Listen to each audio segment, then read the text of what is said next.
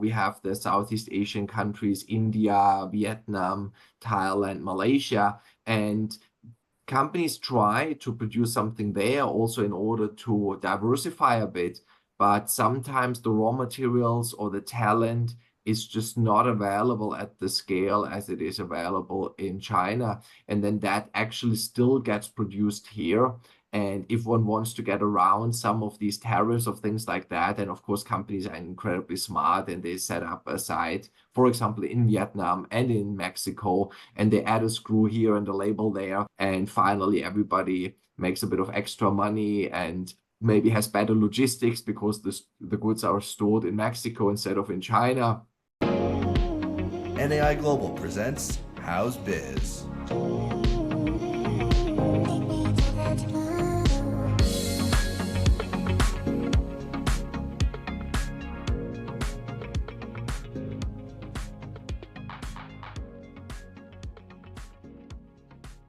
Greetings. Welcome to NAI Global's How's Biz podcast. I'm Gary Marsh. Today, all the way from China, we have Bjarne Bauer. He's an SIOR with NAI Sofia Group in Shanghai. Welcome to the podcast, Bjarne. Hi, Gary. Good to see you again, and thanks a lot for having me. Yeah, I can't remember if the last we saw was at an AI convention or a SIOR I convention. think so. It's always one of the two of them, so it's great to see you on camera. The audience, of course, is only going to hear us talk, which it might be better, certainly in my case.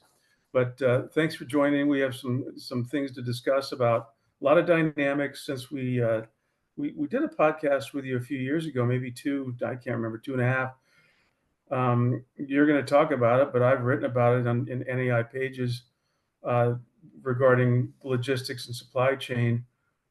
So China is going to be a major player in distribution and supply and logistics for as far as we can see. Whatever's in the news, Exactly. folks, you can believe some of it, and there's some changes happening, no doubt. But Bjarne's going to get into it because really a lot of things are still made in China. Again, we've written that Mexico recently surpassed China as the number one exporter to the U.S., but that really needs to be qualified. That's a currency exchange thing. In other words, monetarily, that might be the case and by a squeaker, but really from a volume of product and just sheer number of imports and things, America still imports far more things from China than from Mexico. So that's aside, but nonetheless, we like to have both trading partners. It's healthy for the global economy, et cetera. So with that in mind, Bjarne, give us a quick refresher. You're in Shanghai. It's one of China's biggest cities, but certainly you're not limited to doing business there. You're our only member in China. But remind the audience kind of what you do. Is it corporate services, occupier, owner rep? What categories of real estate? And just go from there because most people go, wow, we have a member in China. What's he doing there? So go ahead. Sure, with great pleasure. There are, of course, a lot of American and European companies. Everybody basically buys from China, sells to China. Most companies do both. Interestingly, over the past few years, a lot of companies have set up R&D centers in China to also capture some of that Asian digitalization and certain innovation, certain areas where Asia, especially China, is very strong. And in terms of real estate, we help these companies. It's often American and European companies, also Canadian ones, of course, Australian ones, even Chinese ones, to rent or buy factories, warehouses, offices, and get favorable deals, and to also access incentives because there are a lot of incentives available for companies that set up businesses here. And then along with that comes everything else. And also nowadays, including, and I think we'll get to that in a moment, that companies position themselves globally. They produce in China, but then they may have some value add in a location, let's say like Vietnam and like Mexico, and helping Chinese companies to set up in Mexico, helping US companies to set up in both Asia in order to route these products in an ideal way. That is what we see happening in the market. As it relates to what you just discussed, Bjarne, what roles do you play in? Is it transaction management? Is it advisory services, valuations? Well, our team does all of the above, but what happens a lot is the tenant representation assignments. It's companies, Fortune 500 companies, Fortune 1 or 2000 companies. They are global companies, some of them family-owned companies, but medium to large-sized family-owned businesses. Maybe they have about 10,000 staff worldwide. They have a number of production sites all over the globe, and then they need services to renew their leases or to reappraise, reevaluate their real estate, sometimes dispose it. And all of that is what we are doing. So very much coming from a user's point of view, from a tenant or occupier perspective, a little bit also capital markets business. And that's actually where we left off last time. Last time I was telling that even though we have all these political tensions and talks and trade wars and so on, there was always more capital flowing into China than flowing out from the US and from Europe. Now, in between, that stopped, and actually capital was flowing out for various reasons. I think some of that being a geopolitical thing, another one being just the concern that China might not forever deliver those amazing returns, and that there would be risks also with the local economy. We also have a bit of a slowdown here in the commercial real estate sector, especially when it comes to office space. So a lot of capital from the US also left the Chinese market, but just recently we see some of it coming in again. And that always gives me a lot of comfort that while we have, elections coming up and there's a lot of noise around it, and we have a polarization in the general public, but for the business world, okay, it often gets down to the facts, to supply of raw materials and so on. And finally, I believe that's actually good because it all connects us together. And in that process, again, are you involved in any particular sectors? For example, we just talked to our friends in the UK, and Matt and Sim there are very involved in life science work. Throughout the rest of the NAI platform, some folks are specializing in hospitality. Of course, it depends on their market. If they're in Costa Rica or resort community, that's going to be natural. But is there any sort of sector or sectors, plural, that you tend to spend, or your team is more involved with? Sure. I mean, there are, of course, certain sectors, if they generally grow, if it's like a semiconductor thing, if it's life science, if it's pharmaceutical, medical technology, these things, chemical, which anyways are growing in line with what the world needs, then of course that would also happen in our market. Then we see, for example, China has a policy for Chinese hospitals to buy about 50% of the items locally made in China, and to import maximum 50% from the US and Europe. And well, then a lot of European and American companies have to decide if they want to keep that market that they have where they are selling their equipment to Chinese hospitals. Maybe it's a good idea for them to produce it here, maybe be even more competitive, maybe have even higher margins, and most importantly, having that label to say, okay, we do made in China for China. That is one aspect of companies that we still see entering the market here. Then we have other ones where because of raw materials and so on, a lot of other countries also, we have the Southeast Asian countries, India, Vietnam, Thailand, Malaysia, and companies try to produce something there also in order to diversify a bit, but sometimes the raw materials or the talent is just not available at the scale as it is available in China. And then that actually still gets produced here. And if one wants to get around some of these tariffs of things like that, then of course companies are incredibly smart, and they set up a site, for example, in Vietnam and in Mexico, and they add a screw here and a label there. And finally, everybody makes a bit of extra money and maybe has better logistics because the goods are stored in Mexico instead of in China.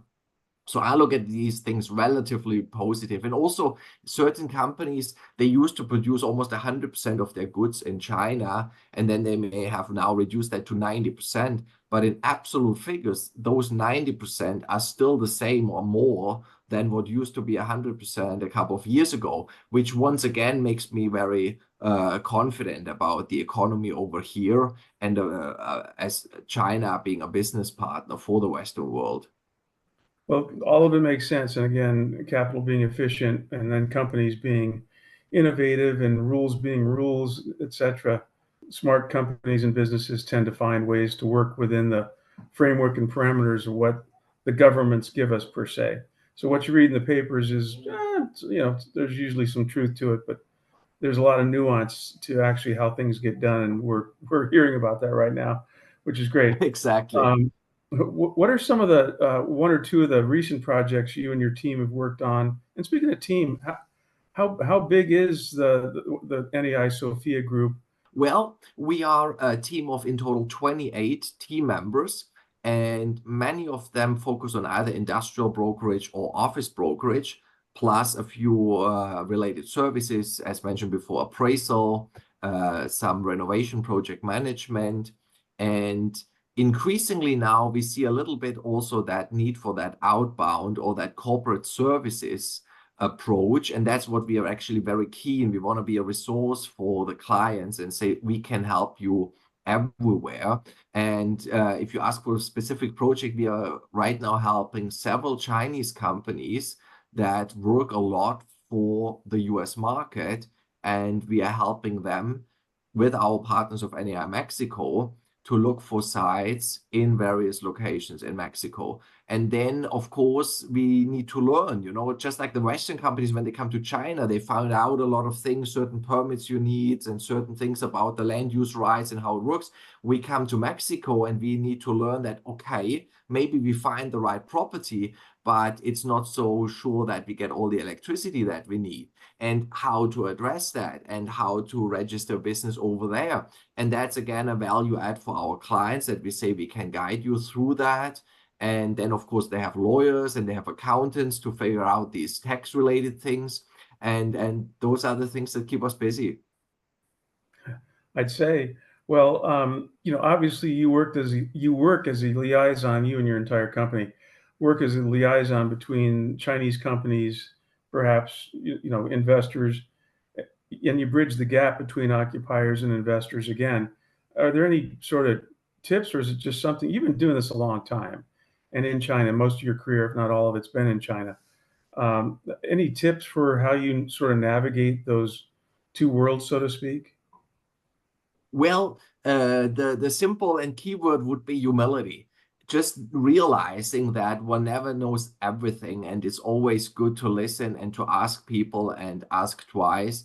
And people often are very willing to and helpful and are sharing those things. And we like to create checklists to say what are the things that we need to check, what are the things that we need to address, what are the property parameters, what are the technical parameters, what are the administrative parameters, what are the legal parameters, what are those checklists. There's still certain buildings in China, where you cannot operate as a foreign invested company for whatever strange reason that may be. Maybe in the past there was a Chinese government building right next to it, and then you are not allowed to be there as a foreign NGO or entity or something like it. Okay, and those are things you may not initially think about. Or what we said before about those land use rights, they can be granted or allocated to, okay, that's often a new concept for us from the West. And then to realize, okay, the granted land use rights are the ones we really want to have, and so on. And then to just create all these lists and say, is there anything we forgot? And to not least ask the lawyers, but hopefully pragmatic lawyers that are goal-oriented and result-oriented. And then sometimes it is also about doing it and starting somewhere small with limited amount of capital. And that is something that we are very much focusing on right now. For example, for an American or European company coming to Shanghai or a city around Shanghai, can you find a beautiful building that you don't need to buy, but you can just rent it? And then for the rent, can you get access to a government subsidy where the government says, we pay your rent for the first 3 or even 5 years. So if you have a beautiful building that you don't need to pay rent for the first 5 years, that greatly helps you with your business case. Then you have to pay, of course, still for some machines, some equipment, some team members, some staff, but it makes it much easier to try out the market and whether or not one will be successful and competitive in this market. Wow, the subsidy piece really catches my ear. But backing up, great answer, humility for any of us in any line of work. That's a good reminder that that's a good place to start from when we're having conversations with prospects, clients, just friends and family for that matter. So that's a word. Those are words of wisdom, my friend. Well done. Specifically on the subsidy part, that's pretty interesting. Is it made pretty simple too? Because in the Western states, not just the U.S., but whenever there is some government aid, the sometimes layers and hurdles to get it are almost make it not worthwhile. Yes, like especially in these bigger cities, Shanghai and around Shanghai, there's the Jiangsu province, the Zhejiang province. We have cities like Nanjing, Suzhou, Nantong, Changzhou, Jiaxing, Hangzhou, Ningbo. Those are all cities in the range of somewhere between 1 and 10 million people. And then in the south of China, we have Shenzhen, Guangzhou with a lot of satellite cities around. And the Chinese government, interestingly, is quite pragmatic there and is very focused on creating jobs and making sure that its people have things to do. And one way of achieving that, China has been criticized for not giving out any stimulus packages and for not giving out checks to its people. But the way they like to do it is to help the businesses in the belief that then the businesses will create jobs and that people will not only get money in that way, but people will be busy. And by being busy, they are occupied and they feel they are contributing to society. And that would even have a mental health kind of advantage. So these subsidies are fairly easy to get. We have had a lot of successful cases over the past few years, and companies from the US and Europe getting rental subsidies, tax holidays, renovation subsidies, relocation subsidies, and a whole array of other subsidies. And that is also something interesting to keep in mind, because we often hear now, for example, about the EVs, the Chinese electric vehicles, that, the government has been subsidizing these Chinese companies. Yes, they do, and yes, they did, but more often than not, I see the Chinese governments giving even bigger incentives to the foreign companies, because their logic is, we are here anyways. The Chinese companies are not running away, so we are supporting them as long as they create jobs and tax revenue. But we are giving even more actually to the foreign companies, because the foreign companies, we gotta attract them. Otherwise, they might go to Africa, they might go to India, they might go to anywhere in Southeast Asia. So that is also something interesting and good to keep in mind in that conversation. It's interesting, being a Westerner myself, that in the Western countries, and certainly the United States, but Western Europe for that matter, there's a lot of conversation about government being business friendly or not business friendly. It sounds like China is really business friendly. So it is certainly for a reason that China has been developing so well. And now, of course, we had certain hiccups, including the long COVID lockdowns, those restrictive times, and so on. And that was, of course, very bad marketing for China. But maybe also that is at times needed and part of reality. Like it's good that we don't have one place and one country that is good at everything. But I do feel that it is a very business-friendly environment, as long as it is somewhat, of course, aligned with what the government wants. If you want to start a media business and things like that, then of course there are a lot of restrictions around it over here. yeah, sure. I mean, that's the way it is. Briefly on sectors, you mentioned that the office sector is not doing so well. It's not doing well anywhere. But again, the media has talked extensively about the residential market in China being vastly overbuilt, some financial troubles for some of your larger developers. The hardship on the residential industry, has that affected your capital markets much for commercial and industrial and R&D investment? Well, the market has been stabilizing or cooling off or even trending downwards for the past 2 years. And personally, I think that might be not the worst thing because we had a tremendous boom for a period of about 30 times and prices were skyrocketing.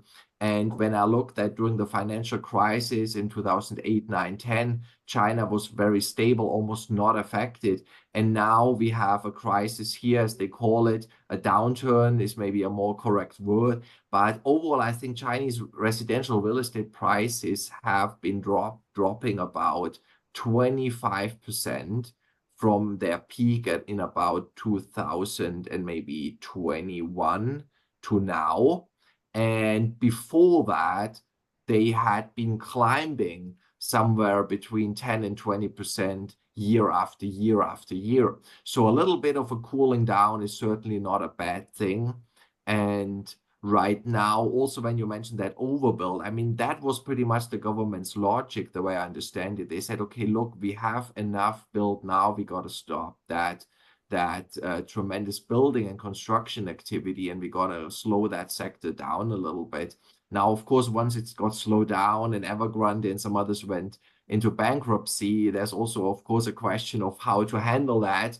But I feel it's not as dramatic at all as what happened in Europe and the US in 2008-9. We have office vacancy rates of about 20% in those big Chinese cities. Prices, valuations have been dropping a bit. Maybe they've been dropping 20, 30, 40%. But that's like nothing when I look at New York, where office prices seem to like drop like a stone, and at some places are down, I don't know, 60, 70, 80%. So it feels almost the way things are managed over here are almost better oriented at what the market really needs in terms of how much space is allocated for what kind of functions. I hear you. Well, on the residential piece, a 20% decline correction, that's really what it is. It's a small correction, is what I heard you say. And then on the office sector, your office market's huge, and 20% vacancy is in line with certainly our larger cities in the U.S. A question on day-to-day activity and occupancy.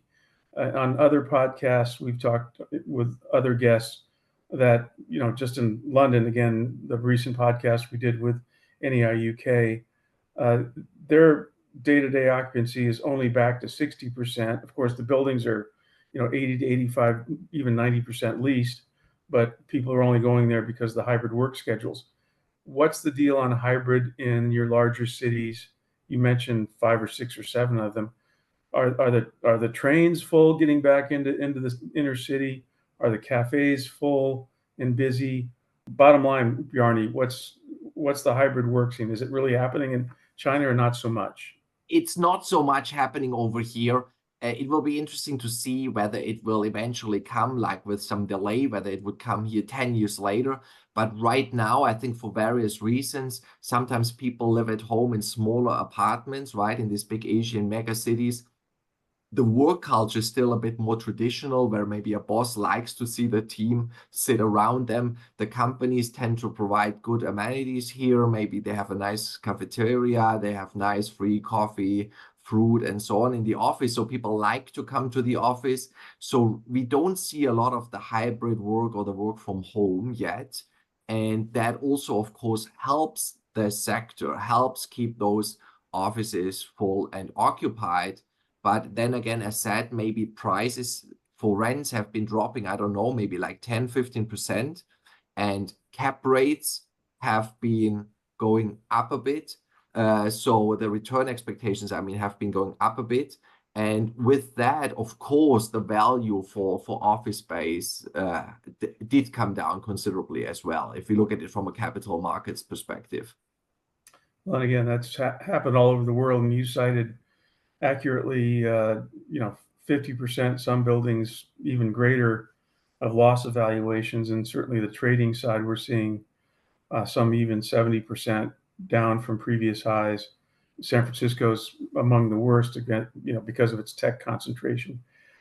Anyway, we've covered a lot of the ground that we intended to. Changes the different sort of challenges that your country has your adopted country, I should say, because you're German born. I think a lot of people know that have gone through. COVID was one of them. The lockdown. Is your economy really post-COVID at this point? I would say we are fully post-COVID, but we are also facing slightly higher interest rates and certain kind of challenges in the global trade. So everybody is like on the tip of their toes, and there are advantages and disadvantages in that. There are risks, but there are also opportunities. And thankfully, also partly to all the colleagues of NAI Global and the partners among the SIOR colleagues, we have been fairly busy. We have been renting factories, renting office space, buying and selling factory space over the past few months.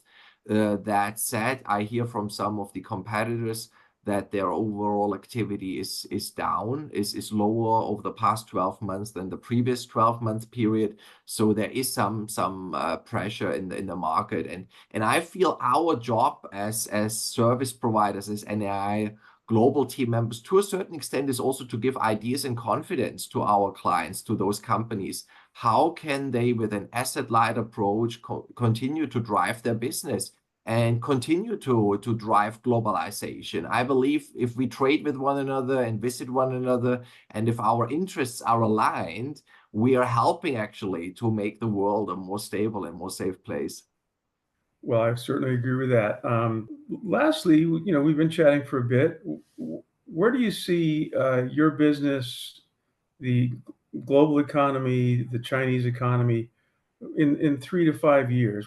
What's your feeling on where we're going? You've given us a good assessment of where we're at and where we've been, but Bjarne, what do you think for the next 3 or 4 years? I'm certainly optimistic. I think based on the things we discussed earlier, the world needs trade. There is no replacement inside. A lot of the companies that some of them advised that set up additional sites in India or Vietnam or wherever, came back with the feedback of, okay, that actually in terms of quality, in terms of cost, in terms of reliability, China is doing well. And that also then speaks for the Chinese economy. China is the world's second largest economy, just after the US. China is the only big global economy that's still growing, albeit not as fast as it used to do. So I feel slowly and steadily that is still continuing.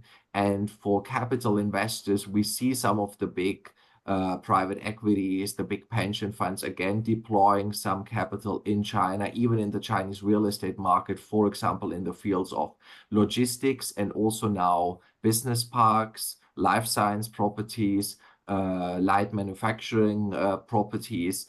And I think that those will be good investments. I think that will pay out well for them.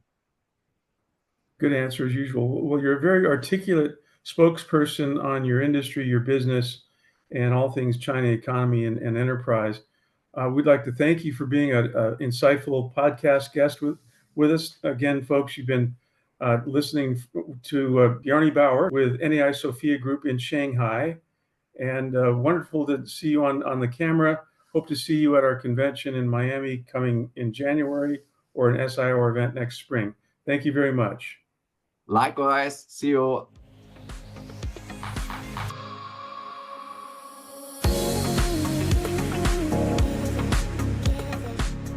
Thanks for tuning in to How's Biz, presented by NAI Global. Review, share, subscribe, and keep an eye out for the next episode.